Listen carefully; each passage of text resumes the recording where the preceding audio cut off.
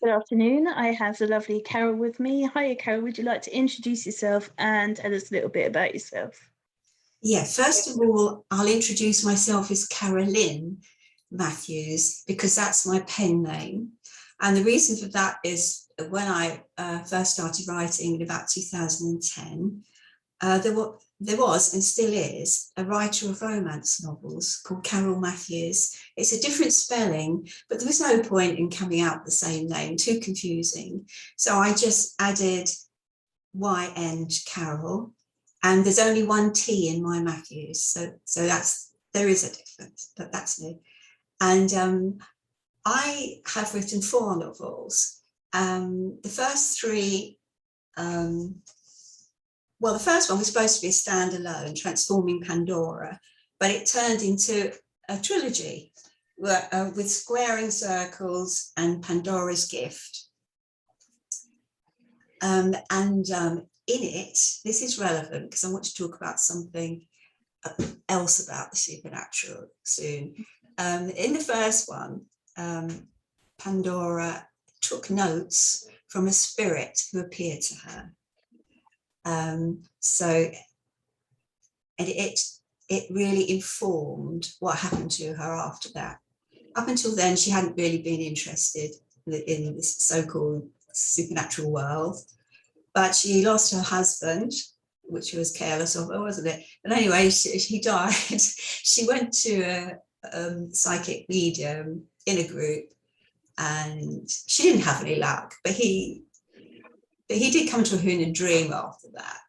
But after that, Enoch, a spirit appeared to her who spoke to her kind of just words in her brain. And then he said, get some pencil and paper, or pen and paper, and take down the dictation. So that's what she did. So that's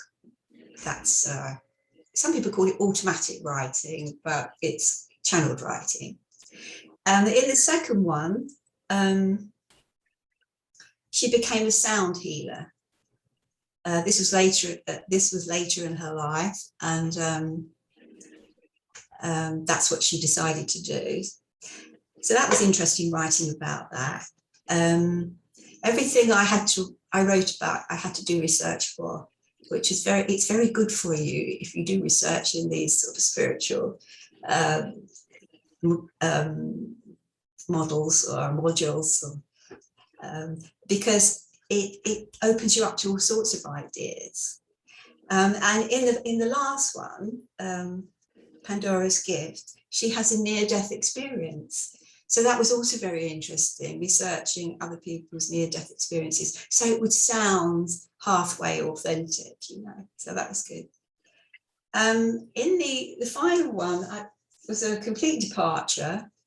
This is Temple of Dreams, a novel of Now and Then, and that's partially set in ancient Greece. Now, I'm not, I didn't do classics. I learnt Latin at school, but it was weird the way it came about, because at the time I was a member of a writers group, and every month we used to have to write a short story, and somebody would give just a phrase at the beginning, and we all had to write a short story using that phrase. When it was my turn, I was racking my brains. I didn't know what to say, but with my Catholic background, I had a picture of a priest in front of me somehow. So I said, in the name of. Now, in the Catholic faith, it would be crossing oneself, it would be in the name of the Father and the Son and the Holy Spirit. But you didn't have to give them a whole sentence. So in the name of. And when I sat down to do it myself, because we all had to do it, the next word that came was, out of the blue, in the name of Zeus. So I wrote a short story, which is actually on my website. It's called A Fickle Mistress. And it was all about the playwright Aeschylus, father of Greek tragedy, having writer's block. And it was actually noted, recorded at the time. His phrase was, an ox sits on my tongue, meaning nothing can come. In those days, they called them poets because they wrote lyrics and there was a chorus, and the chorus used to chant and sing the lyrics. And lyrical from lyre, they used to use the lyre, that's the word comes from, obviously. And so a poet, playwright, had to write music as well, very, very skillful. And you had to present 3 plays to the there was a competition. I don't know if it was annual or every years. You see, my research has fallen down then. Once upon a time I knew that, but it's sort of, you don't keep all of that in. And so anyway, he had to write 2 tragedies. They all did, all the people entered the competition, and one what we would call a comedy. And so this was what the short story was about anyway. And it's called A Fickle Mistress because the muse, I think it's Calliope, the 12 muses, I think she's the muse of poetry, etc., which would cover that. The muse has deserted him. So I enjoyed doing that so much, and I had to do a little bit of research, It was, and I had a little book of Greek plays, because when I was at college, I had done, drama was one of my subjects. So I had this little book to refer to, and it brought it all back to me, how interesting it had been, learning that the actors wore masks and they stood on blocks. I wonder how they could have lifted their feet from the floor. And even there must have been different people who danced, surely. But anyway, the main actors had these masks and these big block shoes. And what I did then was wrote this Temple of Dreams, which is 25% set in ancient Greece. And that's about a healing college founded by a Greek professor in this country. And then one of the main protagonists, Seb, he spends a night in the sanctuary, which is based on an Asclepion, which Asclepius was the Greek god of medicine, and they built a sort of miniature version of the Asclepion in the grounds of the college, and it's called Temple Sleep, hence Temple of Dreams. And after undergoing this temple sleep, he started to have dreams, and he dreamt about the Greek young man about his age. And so their story sort of ran in parallel. So as you can see, I can't keep away from the supernatural. Do you want to ask me anything else now so I can have a sip of water? Did you always know that you wanted to write, and what made you finally take the plunge and actually do it? Well, yes, I think so. I think I did. But I went into teaching English language.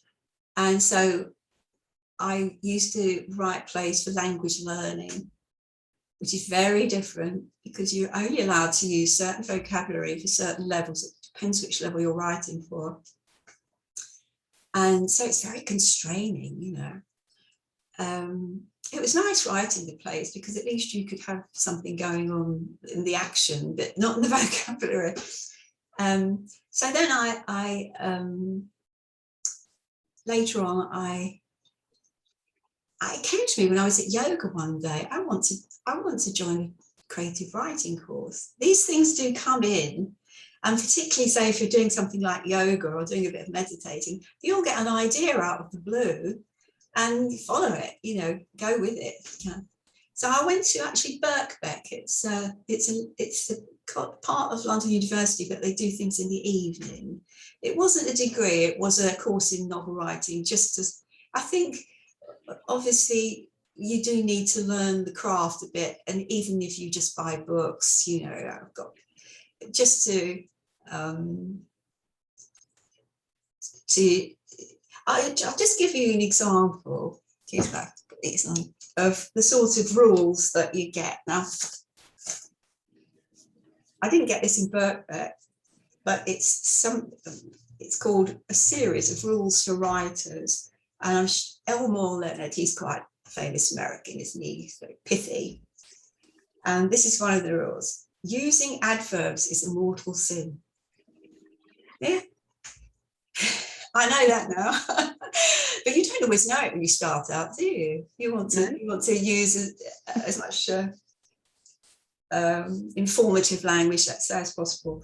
Then we know that, I'm sure everybody knows this one, never use a verb other than said to carry dialogue. But it's a bit boring to do that, but so many authors have said don't do it. I suppose we've got to not say grumbled, gasped, cautioned, lied. We've got to make that obvious in other ways. And also never use an adverb to modify the verb said. He hates adverbs, doesn't he, Elmore? Yeah. He doesn't like detailed descriptions of characters or places and things. So there. So that sort of thing, it's best if you do, learn that kind of thing. They didn't go on too much about that, but I have to say that you're supposed to do the reading round it anyway. Now I've forgotten what you asked me. Writing. When did I start writing? Yeah, well, I did start writing then because it was a novel writing course, and that's how Transforming Pandora. Forgot the name of the book there for a moment. Was born. Yeah, and I really did enjoy that. Yeah. There is a danger then that when you've written yourself out, you can't always get the energy up to start another book when you feel as if you're not enjoying it anymore. I don't know, but I'll wait and see. COVID was a bit of a downer for me, wasn't it? Because you don't get out and meet people, you don't exchange things. Can I start telling you about this Claire eloquence that I've found out about? Please stumbled over. And the question I'd like to ask anybody who's listening, are you bringing the energy of the supernatural into the process of your writing? Because let's face it, when we sit down and write, it's not all coming from us, is it? Some of it is coming, they say all writing is channeling, really, if you get into the right state of mind. And if you become more conscious of it, it helps. Now, I know we call them the clairs, or anybody calls them the clairs. You've got clairvoyance, that's the most common one, isn't it? Clear seeing, clairaudience, clear hearing. And if you were a reader, a psychic, perhaps made your living by it, you'd know on your CV what you were, because you know the definition of all these, you know. But I don't know what I was looking up the other day, but I came across what's described as a newish one, and that's clair eloquence. And my antennae perked up then, because what are we in the business of if not trying to be eloquent? And I'm not talking about rhetoric, you know, people who are giving speeches, political. I'm not talking about that sort of thing. I'm talking about, well, I'll read you my definition of this, because I couldn't find a suitable one, so I've defined it. Claireloquence is an extrasensory ability to speak or write precisely the right word or combination of words which resonate with the listener or reader on an inner level to give positive results to them, for them to get something out of it. This can be achieved through meaningful language or phonology. In other words, it might not just be the word you say that resonates with them or the group of words. I'm talking about on a deep level, not just on a an obvious level. But even hearing the sound of a word, the word you use, can set off something in them on an invisible level. I know it's all woo-woo, but you've got to believe it if you believe in any of the Claires. Claire, and channeling is something that we believe in, most of us. So let's think of an example.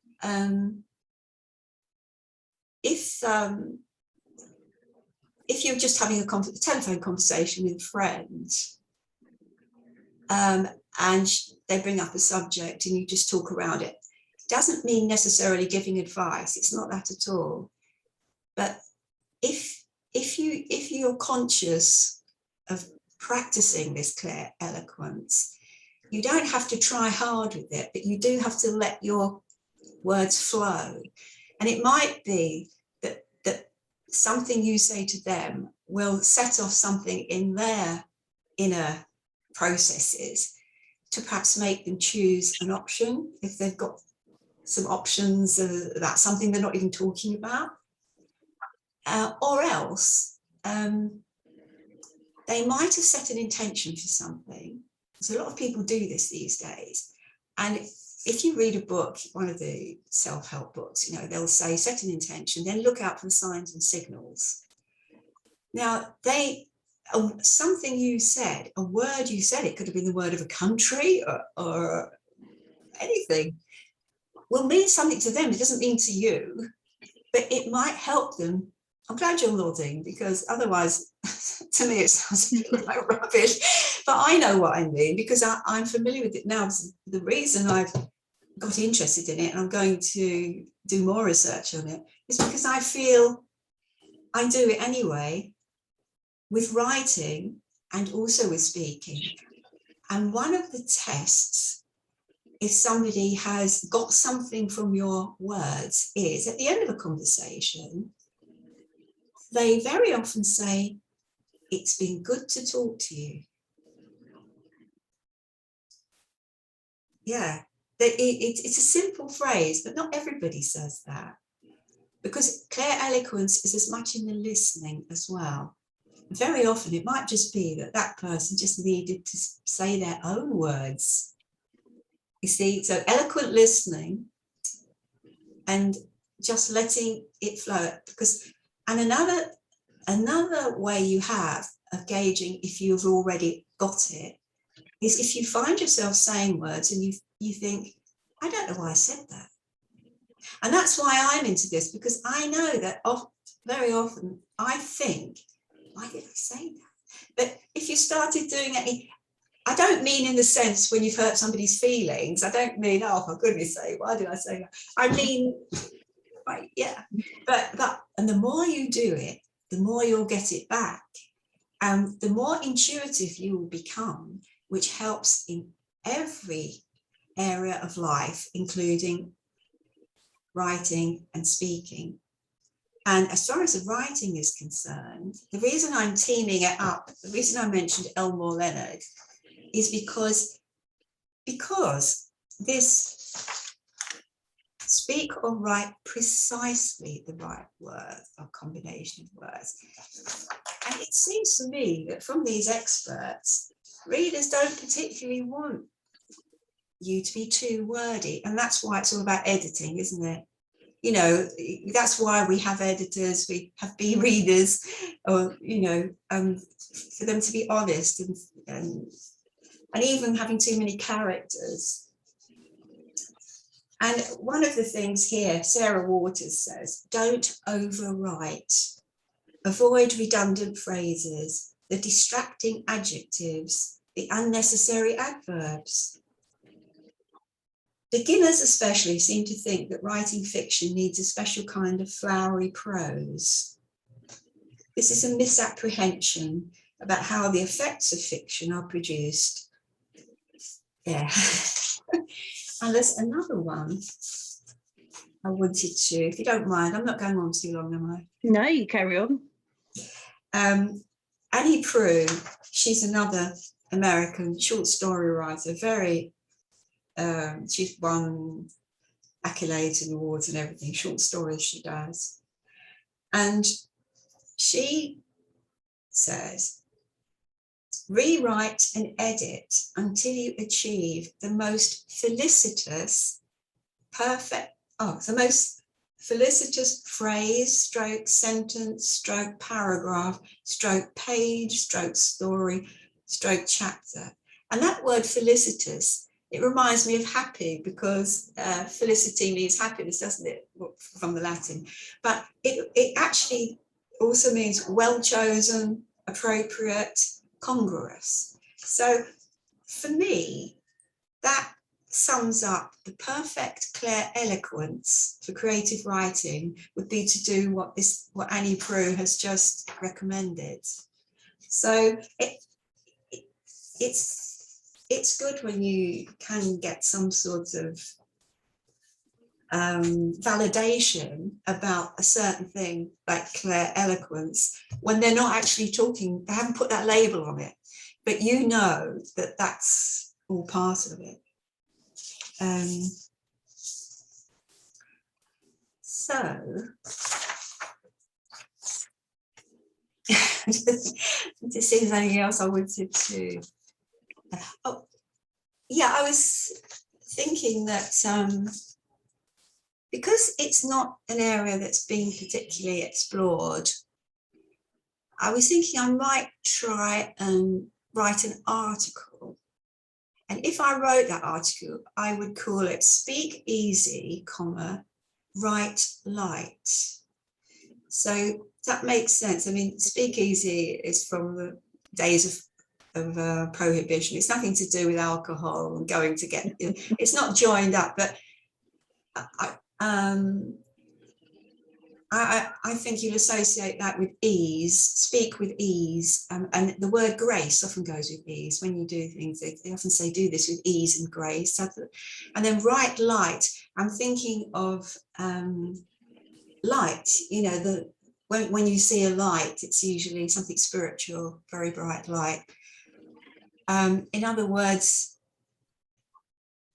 this communication should be of benefit to the reader and the listener, even if they don't know that's why you're doing it. And if you want to practice it, the chakra, you're familiar with the chakras? Most people know about them. You know, we've got more than 7 now. At the moment, we've got 15 that are developed, that are fully developed. We've got a lot more chakras, but we're not fully operating with them. But the latest count is 15. But it's the good old throat chakra that is the seat of communication. And how do you open it? Well, you can think of a blue light in your throat. You could wear a blue scarf. This one's got white hearts on it, which is quite good, because you could also connect it from your heart. So this isn't my idea. I did find it somewhere, and I think it was Tim Wilde, Wild. He's on Facebook and he does meditations, and he's also got he's got a website. So if you go on there, or even on YouTube, if you want to find meditations for opening the throat chakra. But there is, the one I like is you start with your heart and just dwell on your heart chakra. Just think of, some people think of a pink light, white, gold. Try and make it shine very brightly. Then take it up to the throat. The throat is usually blue. Well, it is blue. And just flood that. Think of that white, it's the blue light shining very brightly. And then why not take it up to the third eye, which is the seat of intuition. We've been talking about intuition. So that's also, that's an indigo. Like the night sky, and just go up and down if you like with that. But this is if you want to prepare yourself before you write, or even before you speak. You can't prepare yourself. You don't even know when the phone's going to ring, do you? You could do it at the beginning of the day. But before you always know you're going to sit down and write. And I think that, why not? Why not do it? Why not invoke your guides and guardians? Why not invoke Calliope, the muse of eloquence and epic poetry, actually, and eloquence. Hermes is also a patron of eloquence. I mean, if that doesn't float your boat, there's always Angel Daniel, who's also, or somebody, your guide and guardian, somebody else that you might be fond of invoking, someone to help you. It's always, they're there to help. You've got to ask for it. So, it's why not, as a preparation for writing, to open your third chakra, which is the communication center. I think that's what I wanted to get across. But I'm conscious of the fact that I'm sort of, if I wanted to tell you everything, I'd have to do a lot of moving of paper, so I don't want to bore you all with it.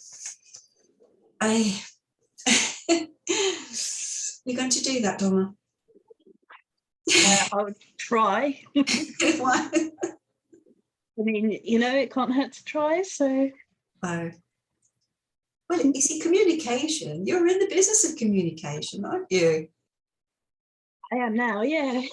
Well, you are until you start your course of study back again. But with all this that you were doing, you were definitely in the business of communication. Yeah, well, I work in retail as well, so I have to speak. Exactly. Yeah. Well, if there's anything more that you want to tell us, you're more than welcome. Or if there's anywhere that, if anyone's interested, they can find out more, then to let them know. Okay, well, yes, I think I will probably write an article of some kind and put it up with more detail if anybody's interested. I've got a website. It's Carolyn. If you type in Carolyn Mathews author, for some reason you have to do it twice or else it goes somewhere else. I have got a website. Eventually I will put something about it up on there, but at the moment it's still cooking. So, or I've got a Facebook author page, Carolyn Mathews author. So eventually something will go up on there about it. But in the meantime, this is still a nice book if anybody's interested. Temple of Dreams, a novel of now and then. And where can people get those if they want them? Anywhere. It's on Amazon, anywhere at all. Yeah. Brilliant. Well, thank you very much. Thank you, Donna, for having me. You're very welcome. Bye-bye.